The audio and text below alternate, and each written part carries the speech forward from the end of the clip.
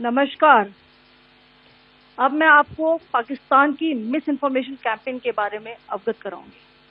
पहला, पाकिस्तान ने यह क्लेम किया कि उसने अपने JF-17 से हमारे S-400 व ब्रह्मोस मिसाइल बेस को नुकसान पहुंचाया, जो कि बिल्कुल गलत है। दूसरा, उसका यह भी मिस इन्फॉर्मेशन कैंपेन था कि हमारी एयरफील्ड, जो कि सिरसा, जम्मू, पठानकोट, बठिंडा, नलिया और भुज में है, ये उसका मिस इन्फॉर्मेशन भी बहुत गलत है।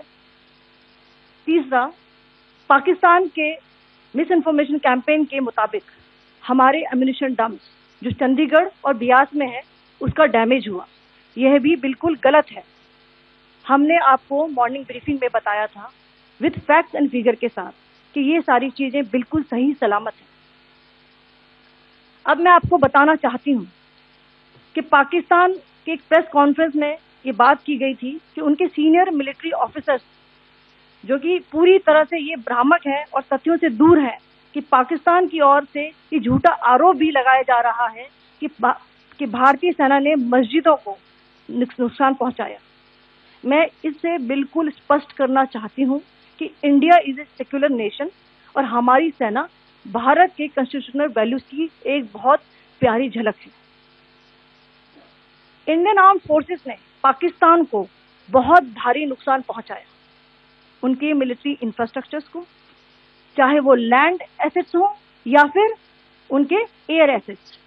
यही नहीं, इंडियन आर्म्ड फोर्सेस ने पाकिस्तान की एयरफील्ड्स स्कर्दू, जकोबाबाद, सरगोदा और बुलारी को बहुत नुकसान पहुंचाया। इसके अलावा पाकिस्तान के air defence system, radar system, उनको भी एयर स्पेस में अनटेनेबल किया।